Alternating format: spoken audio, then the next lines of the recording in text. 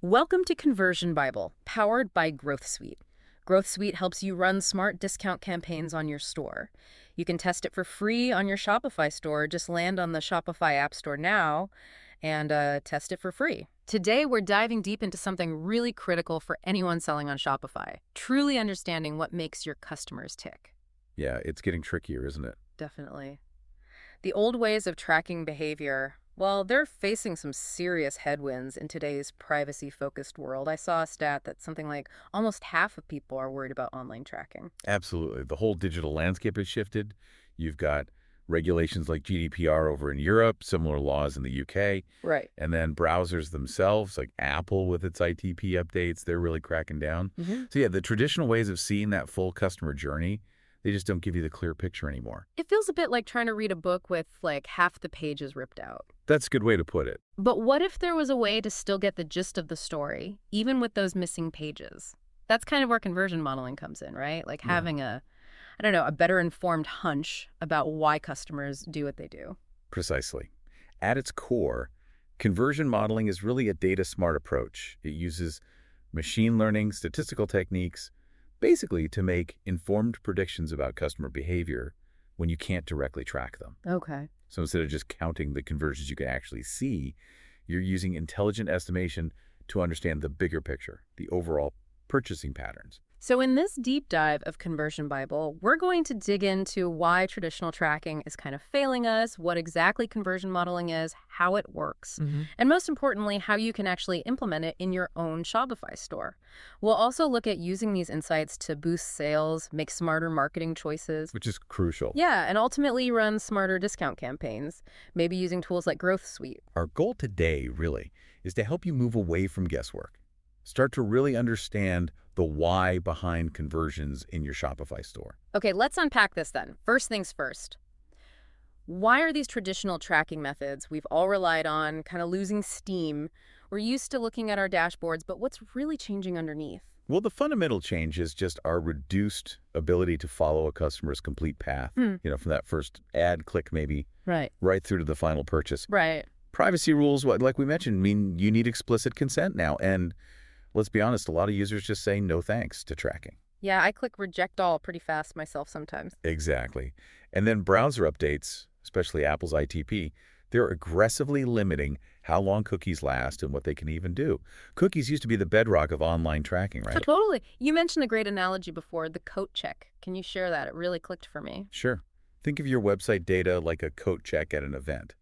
In the past, pretty much every visitor got a ticket, a cookie, letting you track their whole visit.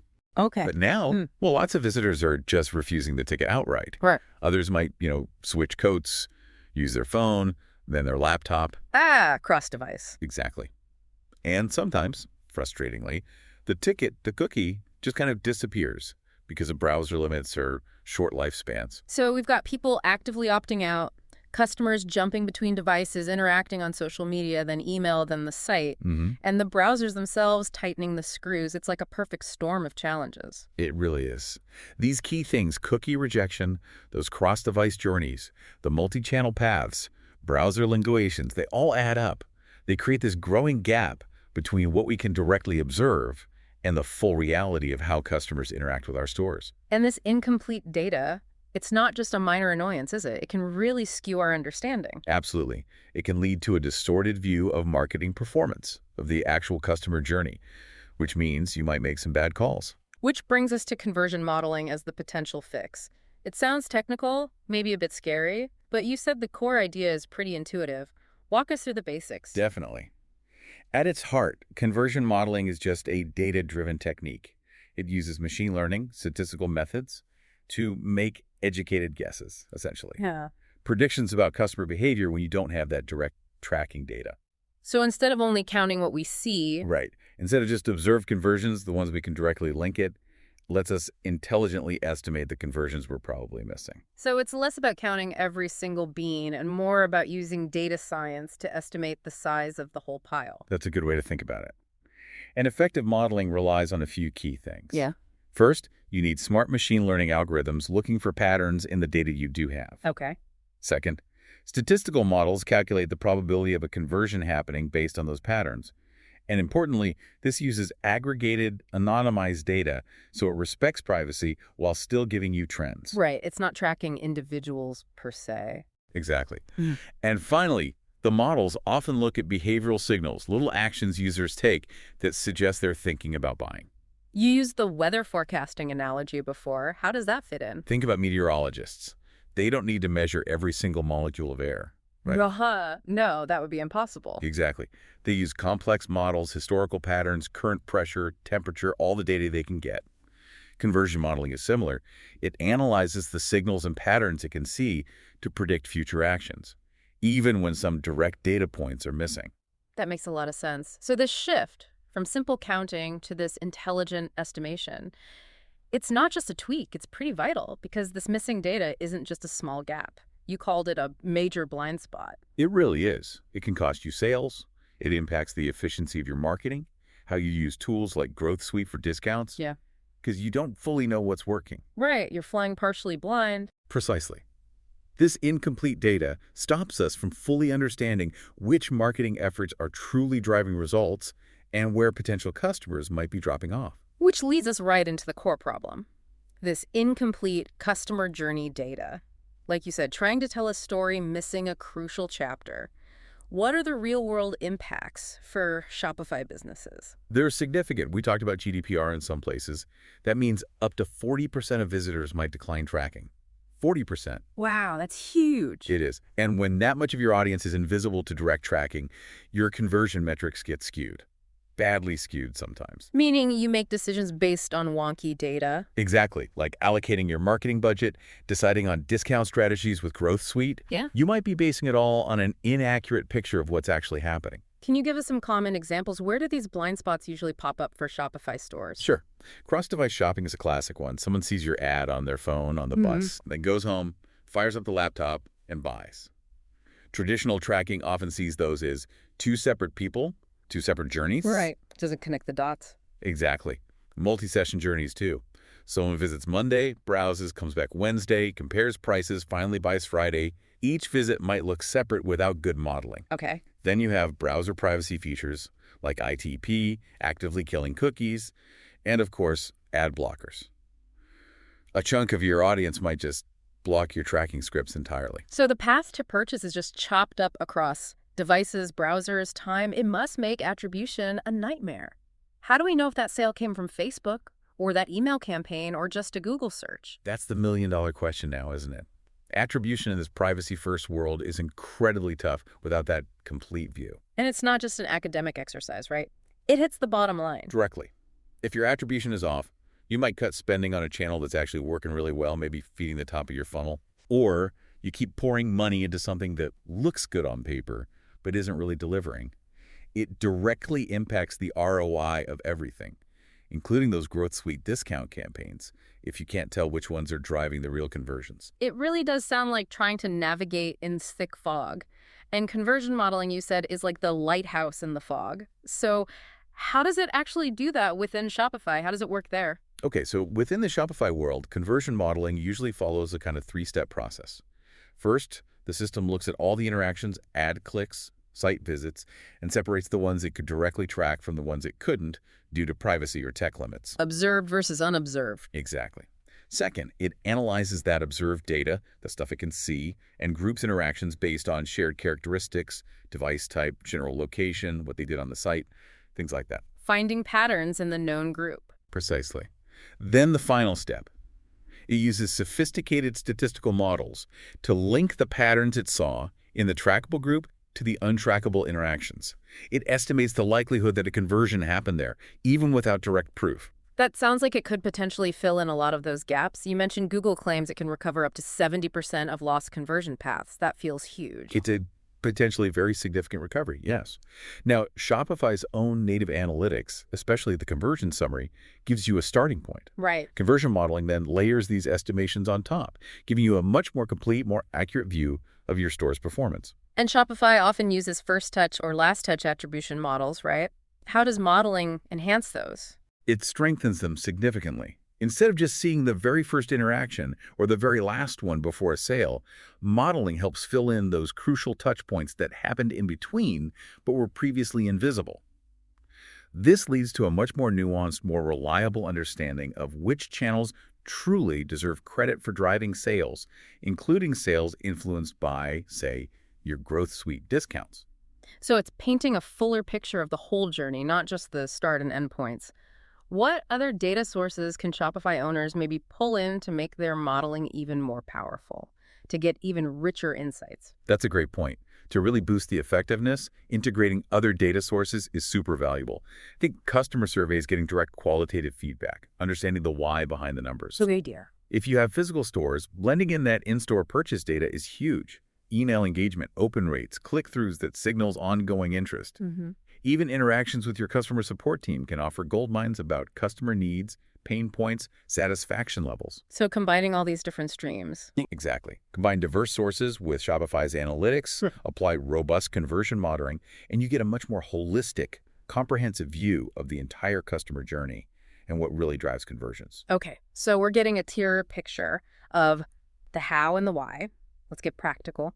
What specific metrics, what data points should Shopify owners really focus on to get the most value here?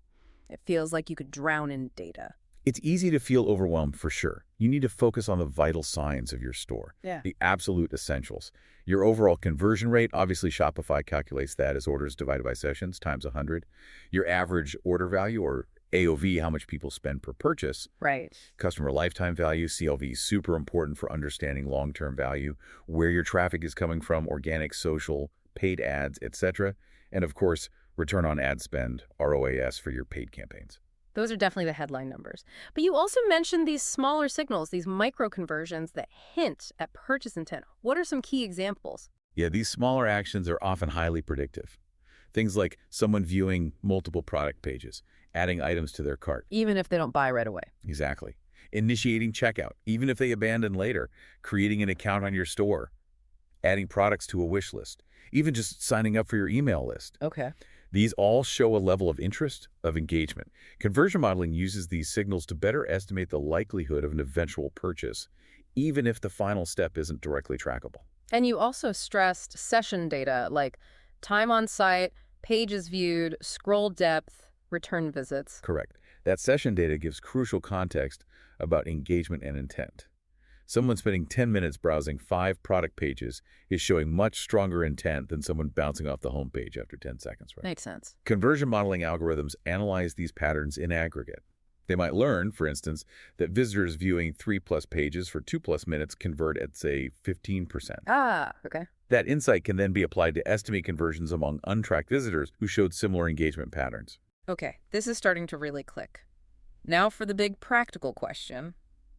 How do we actually implement this on our Shopify stores? Does it require a data science degree? Haha. I get why it might seem daunting, but no. Thankfully, you don't need to be a data scientist.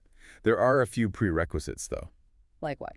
Ideally, your store should have a decent, consistent flow of traffic, maybe around 1,000 or more monthly visitors.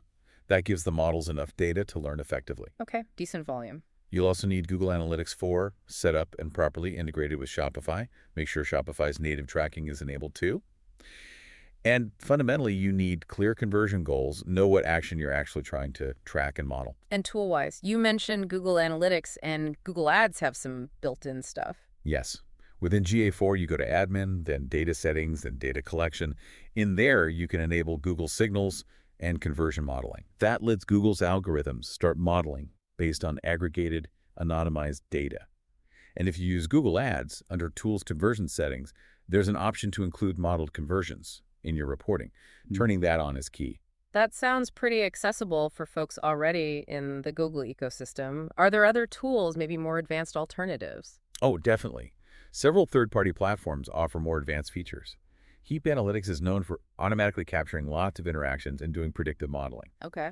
Matomo is a good privacy-focused option with modeling capabilities. Snowplow is more for enterprise-level, highly custom setups.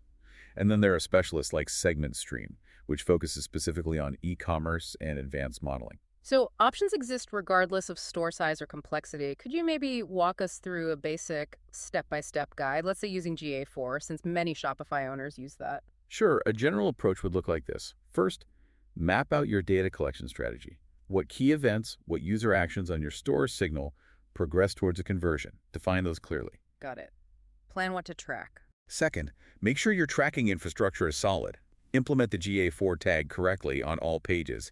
Test thoroughly, make sure it's firing and capturing data accurately. Technical setup and testing. Third, integrate GA4 with your other tools, Google Ads, Facebook Ads, your email platform.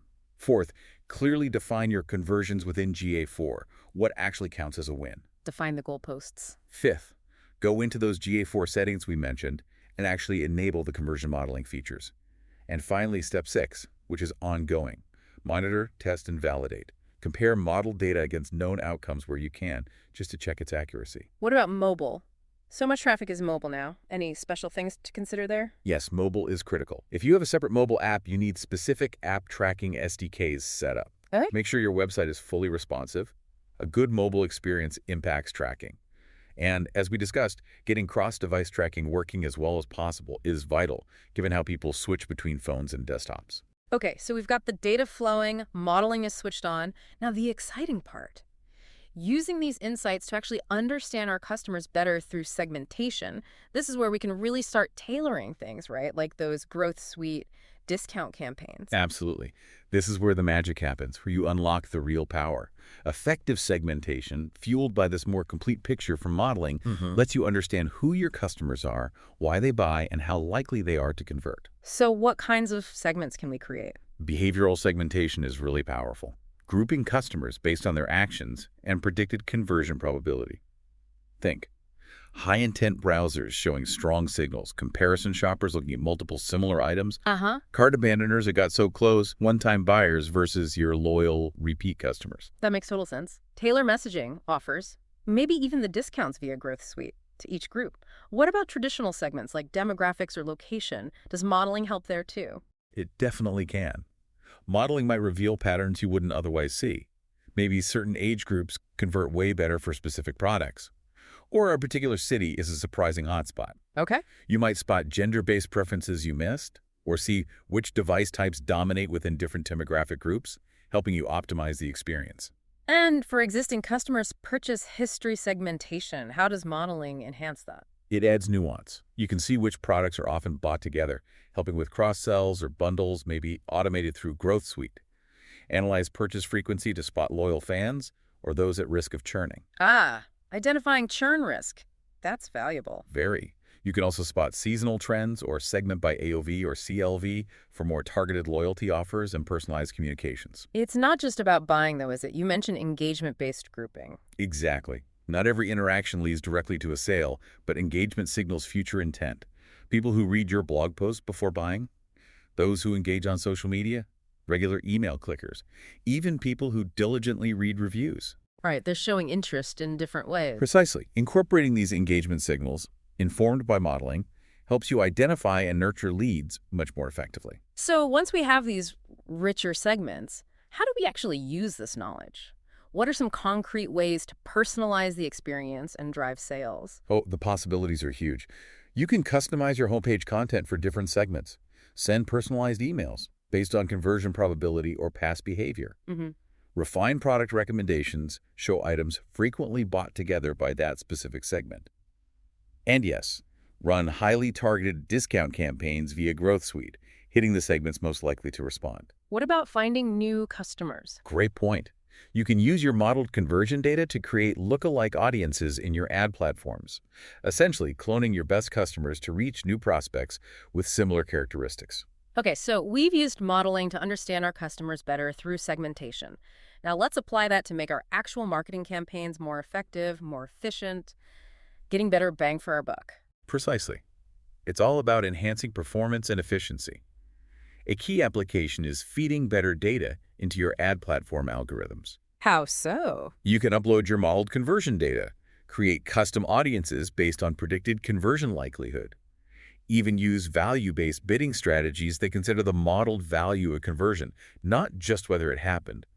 This gives platforms like Google Ads and Facebook Ads much richer signals to optimize with. Right, giving the algorithms more complete information, including those conversions traditional tracking missed.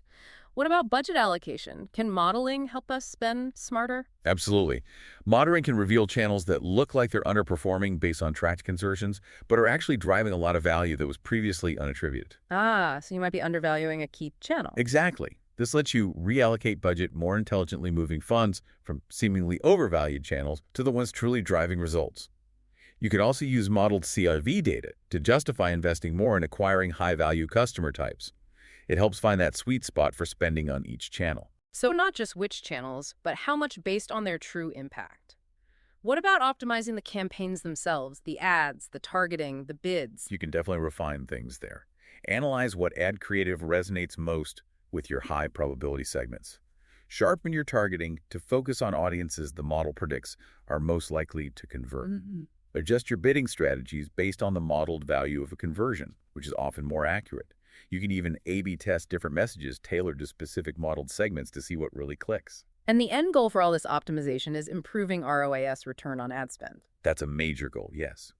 By getting attribution right, understanding the value of upper funnel activities often missed by last click, bidding more precisely, and cutting waste on low propensity segments, you should see a tangible improvement in ROAS. You also mentioned cross-channel optimization earlier. How does modeling help us see how different channels work together? It helps you identify truly complementary channels. Maybe your display ads drive awareness that leads to later searches, or email campaigns boost direct traffic and sales. Right, seeing the assists, not just the final goal. Exactly. It lets you build integrated multi-channel strategies based on how customers actually behave, rather than treating each channel like a silo. And even A/B testing gets better. Yes, because you have more complete data on test performance. Traditional A/B tests can be skewed by missed conversions. Modeling gives a fuller picture, helps identify winning variations for specific segments, measures longer-term impact, and might even let you run tests with smaller sample sizes. It really sounds like modeling empowers a much more strategic, data-informed approach to marketing overall, driving sustainable growth and making every dollar count, including those Growth Suite campaigns. That's a perfect summary. And with optimized campaigns, you can then zoom in even further on the customer journey itself, uncovering those hidden steps that influence decisions. Absolutely. We've talked about individual interactions and channel performance, but what about mapping that entire path first touch to final purchase? How does modeling help visualize and understand that whole journey? Traditional journey maps often miss those early, untracked interactions. Modeling helps bridge those gaps. You can identify previously invisible touchpoints, connect sessions across devices and browsers, Ah, stitching it all together. right? Get a clearer sense of the typical path length for different segments or products. Recognize common navigation patterns people follow before they convert. And once we have this more complete map, what should we look for? Key points, roadblocks. You're looking for key conversion points, pages, or interactions that strongly predict a purchase. And conversely, common dropout locations, where do people tend to leave the process? Finding the leaks in the funnel. Exactly. Bottlenecks in checkout, confusing navigation, product pages lacking key info. Modeling helps pinpoint these friction points. Understanding which specific product views often lead to a sale is also incredibly valuable for merchandising. So finding the accelerators and the brakes, what about the role of different channels at different stages? Modeling lets you measure the true impact beyond just first or last touch. How effective are awareness channels like display or social at the start? How much influence does organic search have during the research phase? How powerful are direct channels like email at closing the deal? It helps you see how they all work together. Time is obviously a factor too. How does modeling help analyze the when? Time to conversion analysis, boosted by modeling, shows typical consideration periods. How long do people usually take to buy certain products? This helps optimize timing for follow-ups or re-engagement campaigns. Right, like sending a reminder or offer at the right moment. Exactly. You can spot seasonal patterns, identify time-sensitive opportunities to nudge browsers, maybe with a limited time discount through Growth Suite. And device switching, we keep coming back to that. How does modeling help understand those mobile browse, desktop buy patterns? It helps identify those common flows. If you know many customers research on mobile then buy on desktop, you optimize the mobile experience for research and the desktop experience for easy purchase. Ensure consistency across devices. You can even measure how switching impacts conversion probability. Okay, so we have all this rich journey data. How do we actually visualize it, make sense of it? Visualization is key. Tools like Sankey diagrams can show the flow between channels and pages beautifully. Heat maps highlight engagement and drop-off points on pages. Mm-hmm. Build conversion funnels using your modeled conversions for a more accurate picture of drop-off rates. Some advanced methods even try mapping emotional journey alongside clickstream data. Visualizing helps you spot friction and fix it, improving rates. We've covered a ton on the basics and implementation. Let's shift gears slightly. What about more advanced techniques, things that give businesses a real competitive edge? Okay, yeah, there are definitely more sophisticated approaches. Enhanced multi-touch attribution is a big one. Instead of just last click, it uses the model touchpoints to weight each interaction based on its actual impact. So giving credit where credit is truly due along the path. Exactly. Using data-driven models, algorithmic approaches, or hybrids that combine rules and data to get a much more accurate picture of channel contribution. Interesting. What else is considered advanced? Click conversion multitask modeling. This is pretty cool. It simultaneously models the chance someone clicks an ad or a link, and the chance they click leads to a conversion. Why model both? It helps account for things like position bias. Stuff at the top of search results gets more clicks just because it's at the top. Wow. By modeling both click and conversion likelihood together, you get more accurate predictions of what's truly driving value. Filtering out the noise of just position. And AI must be playing a bigger role now. Absolutely. AI-powered predictive conversion scoring. This assigns a probability score to each visitor, predicting not just if they'll convert, but potentially how much they'll spend and when. Whoa. Predicting value and timing per visitor. Yeah, it allows for incredibly targeted interventions, like triggering a specific Growth Suite offer precisely when the model predicts maximum impact for that individual user. That's next-level personalization. Yeah. What about advanced segmentation? Dynamic audience segmentation. Instead of static lists, users are assigned to segments in real time based on their current behavior and dynamically calculated conversion probability. So segments are fluid. Exactly. Using progressive profiling to build richer profiles over time, and behavioral triggers that automatically move people between segments based on their actions. Much more adaptive. We talked about ROAS, but how do we measure the true extra sales a campaign generated? The incremental lift. That's incrementality testing. It goes beyond attribution to measure the additional conversions directly caused by a specific campaign or channel. Often involves holdout groups, people not exposed to the marketing to see the true difference. So figuring out if a campaign brought new sales or just captured sales, that would have happened anyway. Precisely. It helps spot cannibalization between channels too, really understanding the net new impact. And you mentioned Bayesian approaches earlier. How do they fit in? Bayesian statistics offer a powerful framework. They let you incorporate prior knowledge, generate probability ranges, not just single-point estimates, giving you a sense of confidence. They also update predictions incrementally as new data comes in, which is great for sparse data situations. Makes sense. And finally, do different types of businesses need different models, like fashion versus subscriptions? Yes, model selection matters. High-volume stores might benefit from deep learning. Subscription businesses often use survival analysis for churn prediction. Fashion might use visual recognition models. Limited data. Transfer learning can help bootstrap models. Choosing the right tool for the job definitely improves accuracy. These advanced methods sound incredibly powerful. But with all this data crunching, how do we keep privacy front and center? That feels more important than ever. It's absolutely critical. Responsible data use is paramount. And the good news is conversion modeling, done right, actually supports privacy-first strategies. It's about balancing insight needs with user rights. How do we strike that balance? Stay updated on regulations, GDPR, CCPA, whatever applies. Implement privacy by design from the start. Collect only what's necessary. Document everything.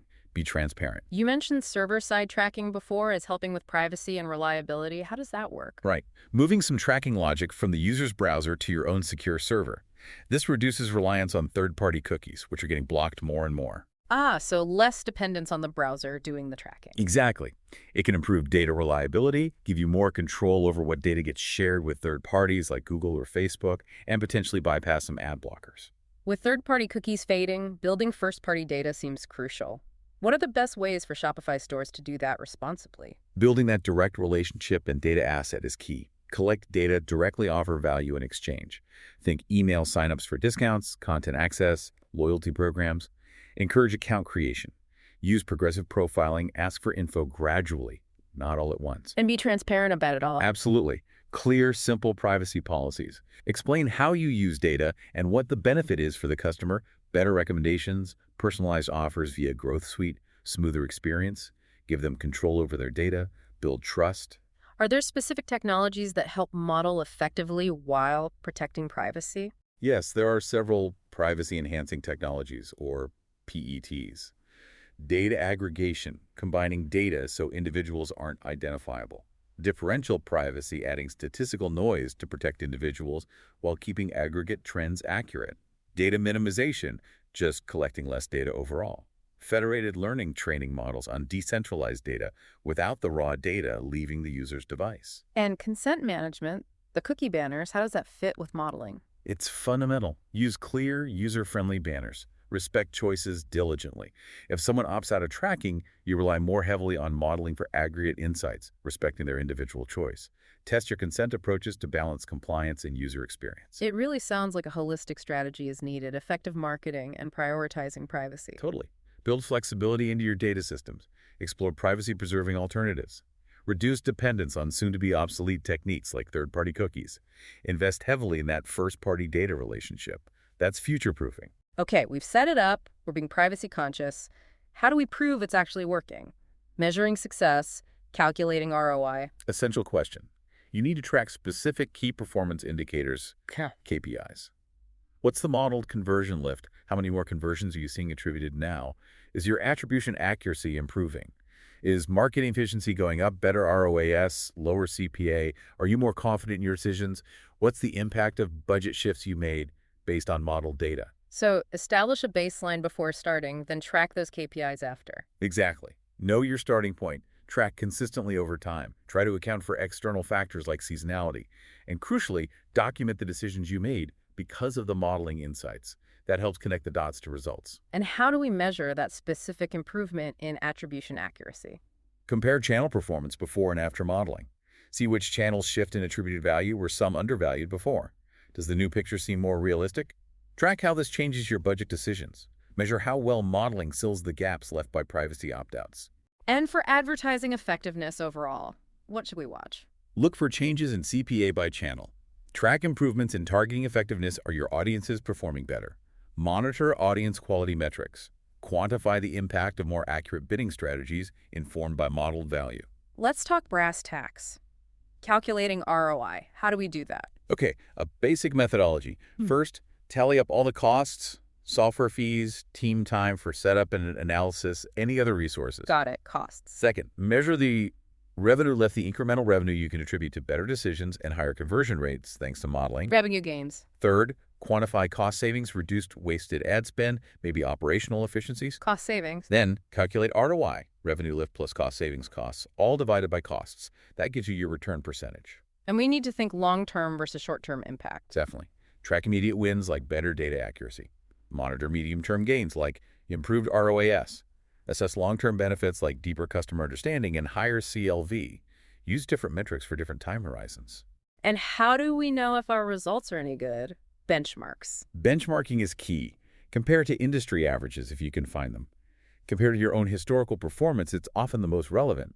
Set realistic goals initially and adjust as you get more mature with modeling. Remember, it's about continuous optimization.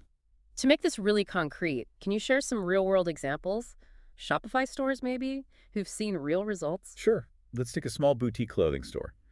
They got hit hard by iOS privacy changes, lost visibility into Facebook ads, implemented modeling. Okay. They recovered insight into about 65% of untracked conversions from Facebook, realized those ads were actually 2.3 times more effective than they thought. Wow. They shifted budget based on that, saw a 22% overall sales increase.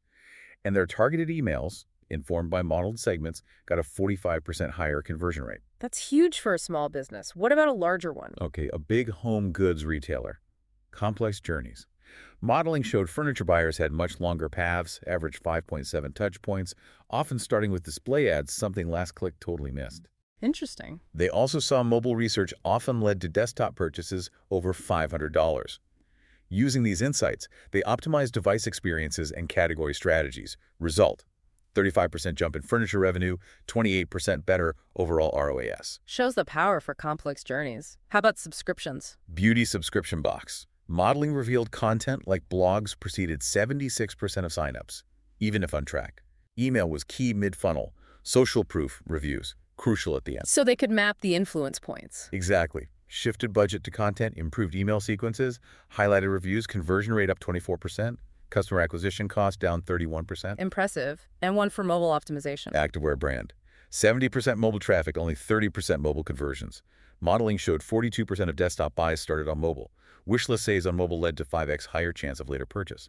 Mobile emails opened but not clicked. High mobile cart abandonment. Lots of mobile friction points identified. Right. They simplified mobile checkout, 41% less abandonment, synced carts across devices, 28% recovery, used mobile-specific email templates. Result, 67% increase in mobile conversion rate in 3 months. These examples really drive home the point. Better understanding leads to much more effective marketing and real results. Exactly. That's the common thread. So, looking ahead, what's next? What future trends should we watch in conversion modeling? It's constantly evolving. Expect more sophisticated machine learning, reinforcement learning, NLP analyzing text, transfer learning. Privacy rules will keep tightening globally, pushing innovation in cookieless tracking server-side, probabilistic methods, AI contextual targeting, privacy APIs. So the tech keeps adapting to privacy demands. Right. First-party data strategies become even more critical. Direct relationships, loyalty, community, CDPs. Yeah. AI personalization will get more dynamic, maybe even modeling emotional responses, making real-time adjustments. Cross-platform identity resolution, done privately, will be key. Voice commerce and conversational analytics, whole new pathways to model. And emerging tech like AR shopping, maybe blockchain for privacy, edge computing. It's an exciting space. So staying ahead of these trends gives a real advantage. Definitely. Early adopters in this privacy-first future will have a significant competitive edge. This has been incredibly insightful. A true deep dive into conversion modeling for Shopify owners in this changing landscape. Let's recap the big takeaways. Traditional tracking. It's facing real limits. Conversion modeling.